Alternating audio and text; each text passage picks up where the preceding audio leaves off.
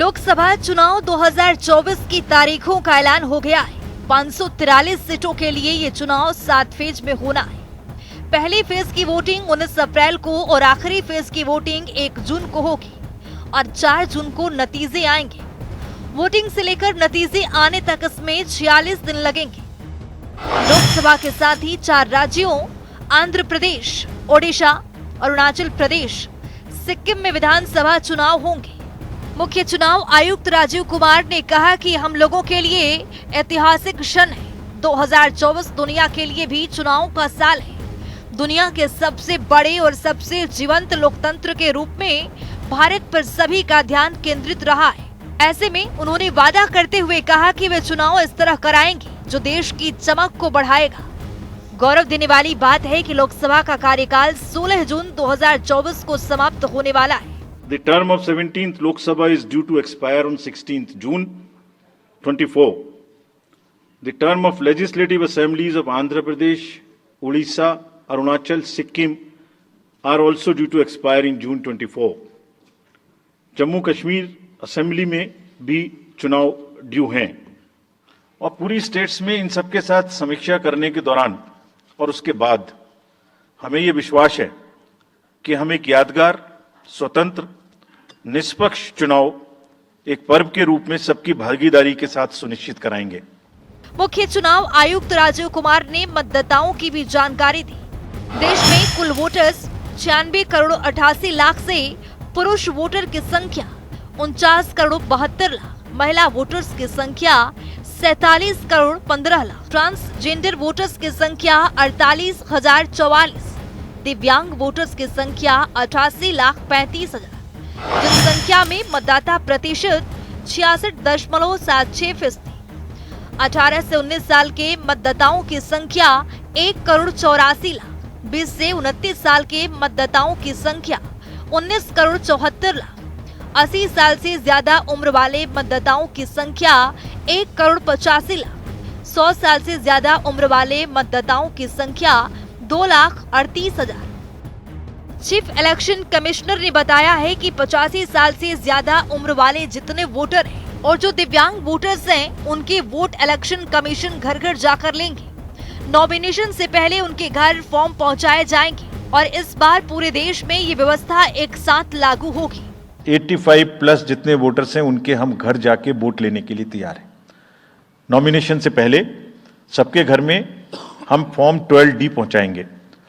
देश के कुछ हिस्से में घर से वोटिंग हो चुकी है असेंबली इलेक्शंस में, कुछ राज्यों में अभी नहीं हुई है। अब इस बार पूरे देश में पहली बार ये व्यवस्था एक साथ लागू होगी कि जो 85 वर्ष से ऊपर के मतदाता हैं, जो पर्सन्स विद डिसेबिलिटी हैं, 40 इयर्स एंड 40% से ज़्यादा की जिनको डिसेबिलिटी है, वो सब के पास हम फॉर्म पहुंचाएंगे। अगर वो ये ऑप्ट करेंगे कि वो फॉर्म वो बूथ पर नहीं आना चाहते, घर से करना चाहते, तो हम घर में जाएंगे, एक आदमी का वोट लेने घर में जाएंगे। लोकसभा चुनाव के साथ ही कई राज्यों में उपचुनाव भी होने जा रहे हैं। हरियाणा, पंजाब समेत 13 राज्यों की 26 विधानसभा सीटों पर उपचुनाव होने जा रहे हैं। चुनाव आयोग के मुताबिक पहले चरण के तहत 19 अप्रैल को वोटिंग करवाई जाएगी। इसके बाद दूसरे चरण के लिए 26 अप्रैल, तीसरे चरण के लिए 7 मई, चौथे चरण के लिए 13 मई, पांचवें चरण के लिए 20 मई, छठे चरण के लिए 25 मई और 7वें चरण के लिए 1 जून को वोटिंग होगी। Schedule of the Lok Sabha poll phase 1 we'll do it in 7 phases as was done last time. 7 phases. Phase 1 will start from 20th March notification, 5 days from now, and last date of withdrawal would be 30th March and date of poll would be 19th of April. इसमें phase 1 का schedule एक दिन से हमें 2 बार करना पड़ रहा है। फिर बिहार के लिए वहां एक फेस्टिवल है, तो नोटिफिकेशन की डेट सेम है, लेकिन बस लास्ट डेट ऑफ विड्रॉल हमें 30 मार्च की जगह 2 अप्रैल सिर्फ बिहार की फर्स्ट फेज के लिए करनी पड़ रही है, क्योंकि वहां त्योहार हैं। और 19 अप्रैल को यहां वोटिंग होगी और पूरी कंट्री में 4 जून को काउंटिंग होगी। लोकसभा चुनाव के साथ साथ देश के 13 राज्यों की 26 विधानसभा सीटों पर मतदान कराया जाएगा। इसमें बिहार में 1, गुजरात में 5, हरियाणा में 1, झारखंड में 1, महाराष्ट्र में 1, त्रिपुरा में 1, उत्तर प्रदेश में 4, पश्चिम बंगाल में 2, तेलंगाना में 1, हिमाचल प्रदेश में 6, राजस्थान, कर्नाटक और तमिलनाडु में भी एक-एक विधानसभा सीटों पर उपचुनाव होंगे। There are 26 assembly constituencies in the country जहां बाई पोल होना अभी है ड्यू। बिहार, गुजरात, हरियाणा, झारखंड, महाराष्ट्र, त्रिपुरा, उत्तर प्रदेश, वेस्ट बंगाल, तेलंगाना, हिमाचल प्रदेश, राजस्थान, कर्नाटक, तमिलनाडु, इन सब राज्यों में बाई इलेक्शंस होना ड्यू है। आज तक की जितनी भी वैकेंसी थी बाई इलेक्शंस की 26 की 26 हम पूरी कर रहे हैं ताकि हमारे खाते में कोई भी वैकेंसी ना रहे। और ये उसी फेज में होंगी जिस फेज में पार्लियामेंट्री इलेक्शन उस पर्टिकुलर इलाके में हो रहा है। इसमें हरियाणा की सीट काफी खास है। हाल ही में बीजेपी ने मनोहर लाल को करनाल से लोकसभा उम्मीदवार बनाया है। ऐसे में नियमों के मुताबिक मनोहर लाल ने अपने विधायक पद से इस्तीफा दे दिया है, जिससे करनाल विधानसभा सीट खाली हो गई है। इसी सीट पर उपचुनाव कराने का ऐलान हुआ है। चुनाव आयोग ने बताया है कि गजट नोटिफिकेशन 29 अप्रैल को जारी होगा। नामांकन की शुरुआत 29 अप्रैल से होगी। नामांकन का आखिरी दिन 6 मई को होगा। नामांकन की जांच 7 मई को की जाएगी। लोकसभा और उपचुनाव के लिए मतदान 25 मई को होना है। वहीं मतगणना 4 जून को होगी। खास बात है कि चुनाव आयोग ने चुनावी पारदर्शिता कायम रखने के लिए नो योर कैंडिडेट की सुविधा दी है। लोकसभा चुनाव में वोटर अपने मोबाइल नंबर से ही अपने पसंदीदा उम्मीदवारों की जानकारी हासिल कर सकते हैं। साथ ही इसके जरिए अपने प्रत्याशी के बारे में वोटर्स उसका बैकग्राउंड भी जान सकते हैं। इलेक्शन कमीशन के मुताबिक जिस प्रत्याशी का क्रिमिनल रिकॉर्ड है उससे 3 बार न्यूज़पेपर और टीवी पर भी देना पड़ेगा। साथ ही पॉलिटिकल पार्टी को भी बताना होगा कि उन्हें दूसरा कैंडिडेट क्यों नहीं मिला। You can know about what kind of a candidate you have in your constituency who are contesting. So there is an application called Know Your Candidate. तो उस कैंडिडेट की कोई क्रिमिनल बैकग्राउंड तो नहीं है, उसके खिलाफ में केसेस तो नहीं है, उनके क्या असेट्स हैं, क्या लायबिलिटीज हैं, ये सारी चीजें केवाईसी के एप्लीकेशन में वोटर्स को देखने का अधिकार है, उनको मिलेंगी। और जिस किसी का भी क्रिमिनल रिकॉर्ड है किसी भी कैंडिडेट का, उसको 3 बार न्यूज़पेपर्स में देना पड़ेगा, टीवी में देना पड़ेगा, और पॉलिटिकल पार्टी को भी ये बताना पड़ेगा कि आपको उस कॉन्स्टिट्यूएंसी में क्रिमिनल कैंडिडेट बैकग्राउंड के खड़ा करना पड़ा, तो बाकी the selection of a candidate who has a criminal background. Rajiv Kumar ने कहा कि चुनाव आयोग समेत किसी की भी आलोचना करने की पूर्ण स्वतंत्रता है, लेकिन फेक न्यूज, अफवाहें फैलाने की आजादी नहीं है। हर राज्य के अधिकारियों को अधिकार दिया गया है कि ताकि वो आपत्तिजनक बयानों से जुड़ी पोस्ट हटाने को कह सके। चुनाव आयोग की वेबसाइट पर झूठ बनाम हकीकत नाम से श्रृंखला भी शुरू की जाएगी। इस बीच मतदाताओं से भी अनुरोध किया गया है कि सोशल मीडिया पर जो भी आए उससे आंख बंद करके आगे न बढ़ाएं। झूठ के बाजार में रौनक बहुत होती है। चुनाव आयोग की प्रेस कॉन्फ्रेंस के बीच ईवीएम की निष्पक्षता का मुद्दा भी उठा, जिसका जवाब मुख्य चुनाव आयुक्त राजीव कुमार ने शेर सुनाकर दिया। मैं रात सोच रहा था ये प्रश्न तो आएगा जरूर, तो फिर रात को मैंने कुछ लिखा अपने हाथ से, वो फिर आपको सुनाता हूं। अधूरी हसरतों का इल्जाम, अधूरी हसरतों का इल्जाम हर बार हम पर लगाना ठीक नहीं। ये ईवीएम कह रही है, मैं नहीं कह रहा हूं। अधूरी हसरतों का इल्जाम हर बार हम पे लगाना ठीक नहीं। वफा खुद से नहीं होती, खता ईवीएम की कहते हो। और बाद में गोया जब परिणाम आता है तो उस पर कायम भी नहीं रहते, आप ही के पक्ष में रिजल्ट आ जाता है। ये क्या बात है भाई, कितने दिन? EVMs are 100% safe, 100% sure, we know now. चुनावी तारीखों की घोषणा होते ही सियासी बयानबाजी भी तेज हो गई है। बीजेपी ने इन तारीखों का स्वागत करते हुए अपनी पूरी तैयारी होने का दावा किया है। उत्तराखंड में सभी तैयारियां पूरी हैं और जो भी चुनाव आयोग जिस प्रकार से भी चुनाव को कराना चाहता है उसमें उत्तराखंड सरकार ने पूरी तरह से तैयारी की है। हमारे उत्तराखंड से हमारे प्रधानमंत्री जी का बहुत लगाव है और उत्तराखंड की जनता का भी, वो उनको अपने परिवार का मानते हैं, अपने घर का मानते हैं। इसलिए उत्तराखंड से 5 लोकसभा की सीटें हैं, 5 की 5 भारतीय जनता पार्टी जीतेगी।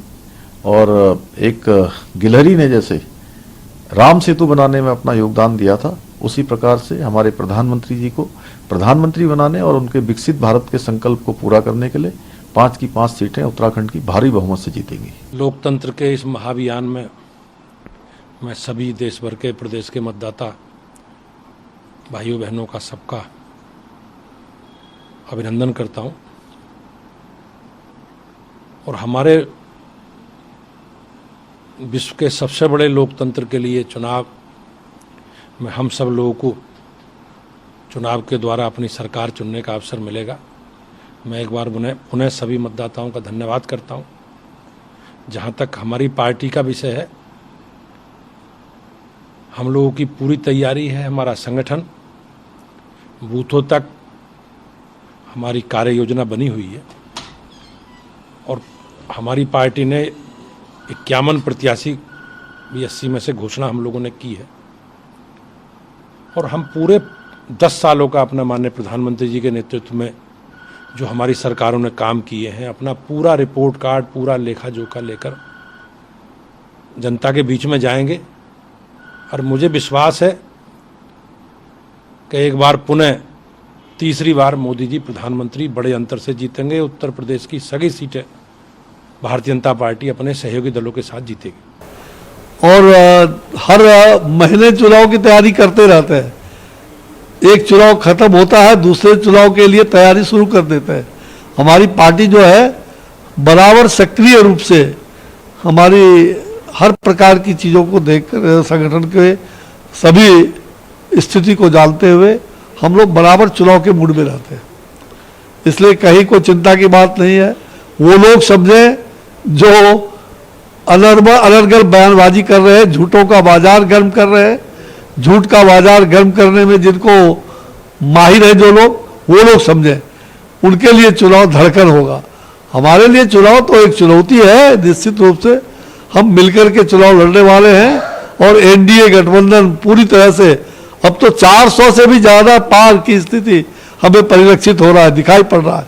400 से भी ज्यादा स्थिति हमारी रहेगी और पूरी तरह से इंटैक्ट है एनडीए गठबंधन। भारतीय जनता पार्टी नरेंद्र भाई मोदी जी के नेतृत्व में यह चुनाव ऐतिहासिक चुनाव होगा। ये नारा नहीं है, ये वास्तविकता होने वाली है।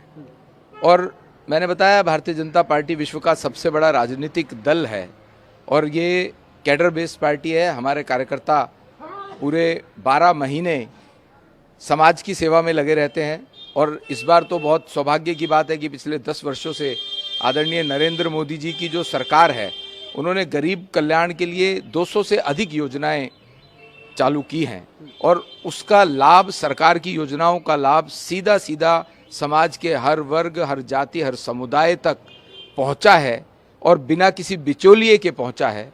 तो इसलिए जनता एक बार फिर आदरणीय मोदी जी को तीसरी बार प्रधानमंत्री बनाने जा रही है। चुनावी तारीखों के ऐलान पर विपक्ष की ओर से भी प्रतिक्रियाएं सामने आई।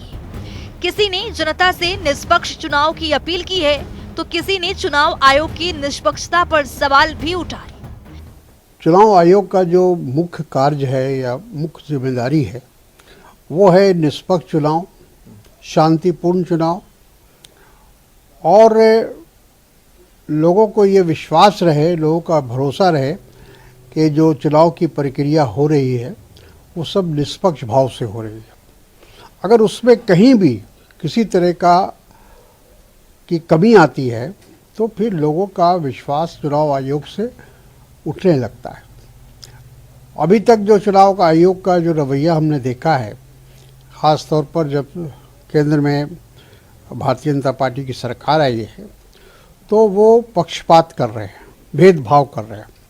विपक्ष के साथ उनका व्यवहार दूसरा होता है और जो सरकार है या प्रधानमंत्री है या गृह मंत्री हैं, उनके साथ व्यवहार अलग होता है। कोई भी शिकायत की जाती है अगर विपक्ष की ओर से, कांग्रेस की ओर से, तो उसको तवज्जो नहीं दी जाती है। तो ये सब शिकायतें रही हैं। हम उम्मीद करते हैं कि भविष्य में वैसा नहीं होगा। चुनाव आयोग ने जिस तरह का आश्वासन दिया है, चुनाव आयोग की तरफ से जो बातें कही गई है, हमें विश्वास है कि वो निष्पक्ष चुनाव कराएंगे और कोशिश ये होनी चाहिए कि चुनाव शांतिपूर्ण हो, सद्भावपूर्ण हो। देखिए, आम आदमी पार्टी इस चुनाव के ऐलान का स्वागत करती है। आम आदमी पार्टी पूरी तरह से तैयार है। इंडिया गठबंधन के साथ मिल करके हम पूरी मजबूती के साथ चुनाव लड़ेंगे और हमें इस बात का भरोसा है कि जिस तरह से भारतीय जनता पार्टी की 10 साल की सरकार रही है, जिस तरह से संविधान, लोकतंत्र, सभीयों की धज्जियां उड़ाई गई, मुझे लगता है कि आज खास तौर से जो इलेक्टोरल बॉन्ड का जो पूरा पर्दाफाश हुआ है और उसमें पूरे देश ने देखा है कि किस तरह से एक आधुनिक भ्रष्टाचार का जाल जो है इलेक्टोरल बॉन्ड के माध्यम से बिछाया गया। मुझे लगता है कि ये सब जनता देख रही है और जनता के पास अभी तक अपनी आवाज़ उठाने के सारे दरवाजे बंद कर दिए गए थे। लोग सड़क पर आए, लाठियां चली, कीलें बिछाई गईं, लोग अपनी आवाज़ नहीं उठा सकते थे। मीडिया में अगर आवाज़ उठाते तो आवाज़ बंद कर दी जाती थी। मुझे लगता है कि ये लोकतंत्र का जो पर्व है चुनाव, वो जनता को अपने दिल की आवाज़ को व्यक्त करने का बड़ा माध्यम है और जनता इसमें बदलाव करेगी। अभी जो हमारे चीफ इलेक्शन कमिश्नर थे, उन्होंने अभी डेट अनाउंस की है। 7 फेजेस में ये लोकसभा के चुनाव होने जा रहे हैं। तो हमारा पंजाब का जो है वो 7 फेज में ही टर्न आई हुई है। 1 जून को पंजाब की इलेक्शन होगी, तो 4 जून को जो काउंटिंग है और रिजल्ट फाइनल आ जाएंगे। तो मैं सभी को यही बेनती करता हूँ कि जैसे इलेक्शन कमिश्नर ने अभी बोला है कि इसमें वो चैलेंजेस रहेंगे, जैसे उन्होंने बोला मनी का है, मसल पावर का है, मिस इन्फॉर्मेशन का है। सो मैं तो यही कहूँगा कि ये एक डेमोक्रेसी का बहुत बड़ा फेस्टिवल है। ये इसको बहुत संयम से लेना चाहिए, कोई वायलेंस नहीं होनी चाहिए। और ये तो डेमोक्रेटिक राइट है, सभी का डेमोक्रेटिक राइट है कि इसमें वो पार्टिसिपेट करें।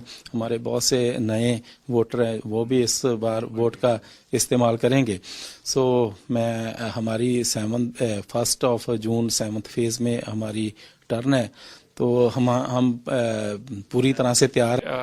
सबसे पहले तो ये एक बहुत बड़ा त्योहार के रूप में है और इसकी खुशबू और खूबी ये है कि इसमें देश के लोगों को अपनी भविष्य को देखते हुए, जैसे आज इलेक्शन कमिश्नर साहब ने भी कहा, सीसी साहब ने, कि एक चुनाव एक हमारे देश के भविष्य तय करेगा। तो हम पहले तो वेलकम करते हैं। ये 7 फेसेस में हो रहा है और मेरे को लगता है इस बार इलेक्शन कमीशन बहुत तैयारी से चुनाव के लिए उन्होंने बड़ी तैयारी करी। जो हमने आज सब देखा, हर तरीके की, चाहे वायलेंस को रोकने के लिए, पैसे के धनबल को रोकने के लिए, किसी तरह के लोभ लालच को रोकने के लिए, और बहुत ट्रांसपेरेंसी से फेयर सबसे फेयरेस्ट इलेक्शन हो, ये मैं इसके लिए इलेक्शन कमीशन को बधाई भी देता हूं और धन्यवाद भी करता हूं। देश को एक बहुत ही फेयर इलेक्शन कमिश्नर देने जा रहे हैं। एक बार फिर भारतीय मिलकर अपनी इच्छा जाहिर करेंगे। ये ऐतिहासिक मौका है। दुनिया के सबसे बड़े और सबसे जीवंत लोकतंत्र के रूप में भारत पर सभी का ध्यान रहता है। देश के सभी हिस्से इसमें शामिल होते हैं। चुनाव का पर्व देश का गर्व है। ब्यूरो रिपोर्ट, जनता टीवी।